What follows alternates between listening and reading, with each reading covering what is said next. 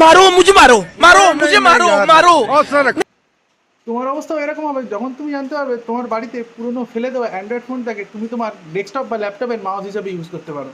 সবার প্রথমে তোমার স্মার্টফোনের প্লে স্টোরে গিয়ে তাড়াতাড়ি রিমোট মাউস বলে এই অ্যাপটা ডাউনলোড করে নাও। এই অ্যাপটা ডাউনলোড হয়ে গেলে তাড়াতাড়ি এর মধ্যে গিয়ে বেসিক সেটিংসগুলো সেট করে নাও।